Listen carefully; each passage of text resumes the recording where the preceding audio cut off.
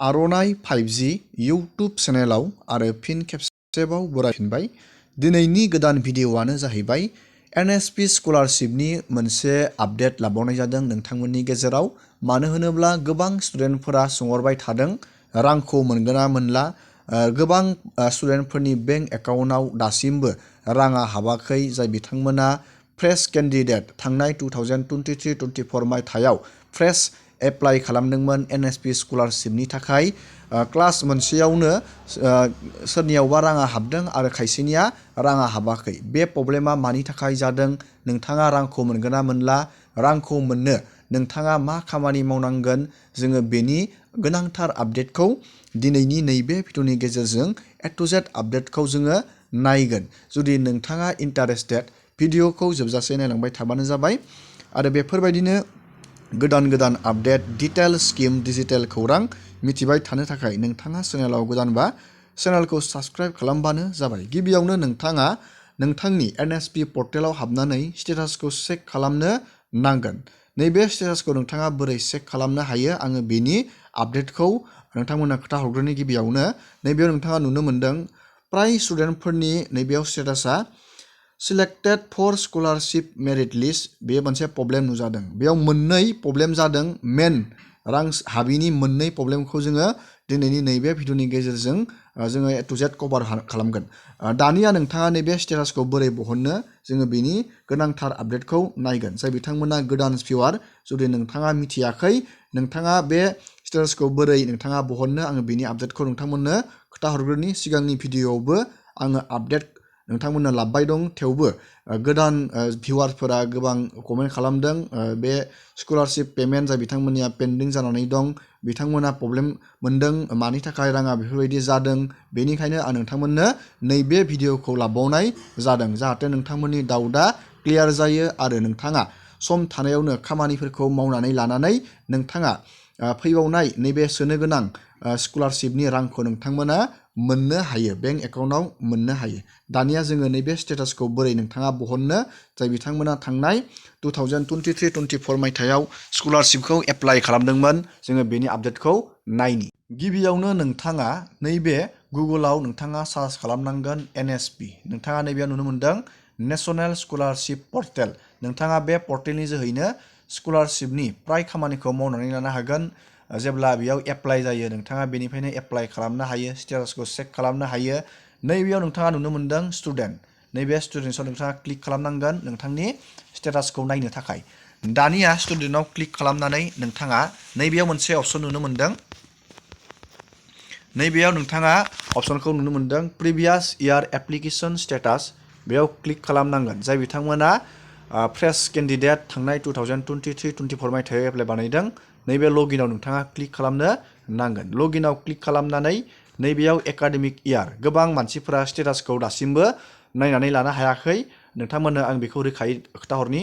नैबेयाव नोंथाङा select academic इयाराव click खालामनानै नैबे एकाडेमिक इयार 2023-24 बेखौसो नोंथाङा क्लिक खालामनांगोन। दानिया नोंथाङा बेयाव क्लिक खालामबानो जाबाय। आरो नैबेयाव मोननै अपसन दं, रिनिउवेल आरो फ्रेश। नोंथाङा नैबे फ्रेशआव क्लिक खालामनांगोन आरो नैबेयाव एप्लिकेसन ID। स्कलारशिपखौ जेब्ला नोंथाङा एप्लाइ खालामदोंमोन बेयाव नोंथांनो एप्लिकेसन ID प्रभाइड खालामखादोंमोन। नोंथाङा नैबेयाव एप्लिकेसन IDखौ बहायनांगोन। आरो नैबेयाव पासवर्डखौबो नोंथाङा जेब्ला नोंथाङा एप्लाइ खालामदों नैबे एप्लिकेसन IDजोंनो लोगोसे नोंथांनो पासवर्डखौबो बेयाव प्रभाइड खालामना होखानाय जादोंमोन। नोंथाङा बेयाव एप्लिकेसन ID आरो पासवर्डखौ नोंथाङा नैबे बक्सआव बहायनो नांगोन, नैबे मोननै बक्सआव। दानिया नैबे केपसाखौ नोंथाङा नैबे बहायनांगोन आरो नैबेयाव लगइनाव क्लिक खालामनांगोन।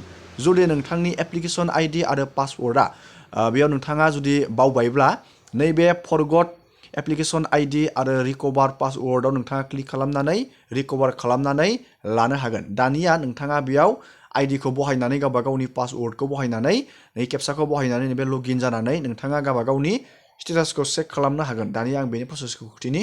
दानिया नोंथाङा बेफोरबायदि गावबा गावनि स्टेटासखौ नायनानै लानो हागोन। गिबियावनो नोंथाङा नोंथांनि एप्लिकेसनखौ चेक खालामनो नांगोन। एप्लिकेसन स्टेटासा नैबे एप्लिकेसन फाइनाल भेरिफाइ बाय दा स्टेट बर्ड, नैबे नुडल अफिसार, बियो थिगानो जानानै दं। नैबे स्टेटासखौ नोंथाङा बेबायदि चेक खालामनो नांगोन।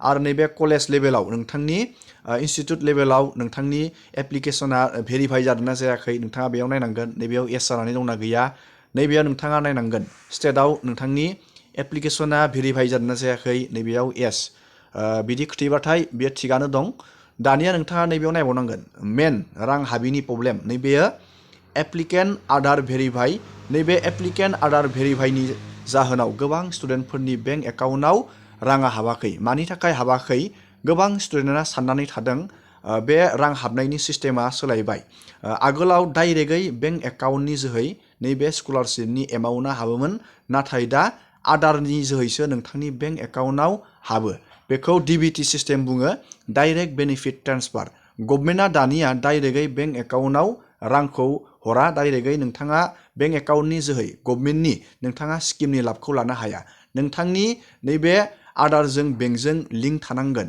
जि बेंकजों आधारजों बेयाव लिंक दं नोंथाङा बेयावसो रांखौ चेक खालामनांगोन आधारजों जि बेंकआ लिंक जानानै दं बे बेंकआवसो राङा हाबगोन गभर्नमेन्ट स्किमनि राङा हाबगोन गोबां स्टुडेन्टफोरा लेट खालामदों आधारजों बेंकजों लिंक बानायनायाव गोबां लेट बानायदों बेनि जाहोनाव गोबां स्टुडेन्टफोरनि राङा पेन्डिं जादों नैबे आधार भेरिफाइआ गोबां प्रब्लेम खालामदों स्टुडेन्टफोरनि रां हाबनायाव आङो सिगांनि भिडिअआव नोंथांमोननो खोथाबोबाय थाखादोंमोन नैबे एप्लिकेन्ट आधार भेरिफाइखौ नोंथाङा जुदि बानायाखैबा थाबैनो नोंथाङा बेंकआव थांनानै आधारजों बेंकजों लिंक बानायनांगौ बेफोरबायदि नोंथांमोननो आं खोथाहरबाय थादोंमोन जाय बिथांमोना बानायदों बिथांमोना मोननो हादों जाय बिथांमोना नैबेयाव लेट बानायदों नोंथांमोनाबो दा जिंगा सिनाङा जुदि नोंथाङा बानायबायबा बे फैसाया लासैनो हाबगोन दानिया नैबेयाव नोंथांमोना नुनो मोन्दों मोनसे अपसन नैबे मेरिट लिस्टआव नैबेयाव श' जायाखै नोंथांमोना नुनो मोन्दों खायसेनिया बेयाव श' जादों आरो खायसेनिया श' जायाखै जाय बिथांमोननिया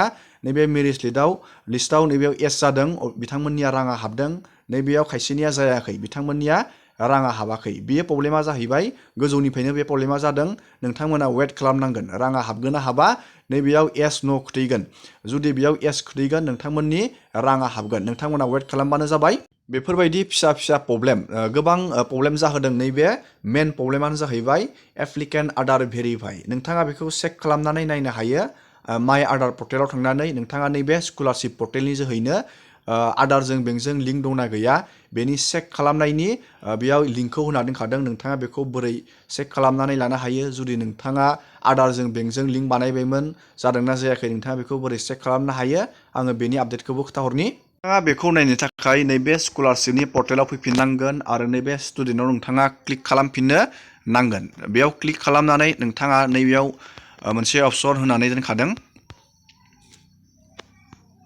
नैबेयाव नोंथाङा नुनो मोन्दों आधार सेडिं नैबे स्कलारशिपनि पर्टेलावनो होखादों नैबेयाव नोंथाङा चेक नैबे बेंक एकाउन्ट आधार लिंकिंआव क्लिक खालामनानै नोंथांनि आधार नाम्बारखौ बहायनानै बेयाव नोंथाङा चेक खालामनानै नायजागोन नोंथांनि आधारजों बेंकजों लिंक दंना गैया बेनि प्रसेसखौ आं नोंथांमोननो भिडिअनि जोहै खोथाबोबाय थाखादों नोंथांमोना सिगांनि भिडिअआव थांनानै चेक खालामनानै नायबानो जाबाय दिनैनि भिडिअखौ आङो बेखिनियावनो फोजोबबाय नोंथांमोना भिडिअखौ नायनानै मोजां मोनदोंबा लाइक खालामबानो जाबाय बेनि माबाफोर आपडेट जुदि ओंखारोब्ला आं नोंथांमोननो भिडिअनि जोहै आपडेटखौ खोथाहरगोन नैबेयाव नोंथांमोना लगइन खालामनानै नोंथांनि आधारनि नाम्बारखौ नोंथाङा नैबेयाव बहायनानै नोंथाङा बेयाव नायजागोन नैबेयाव नोंथांनि आधार नाम्बार नैबे केपसाखौ बहायनानै नैबेयाव लगइन खालामनानै नोंथाङा माइ आधार पर्टेलाव हाबनानै आधारजों बेंकजों लिंक दंना गैया नोंथाङा नायजागोन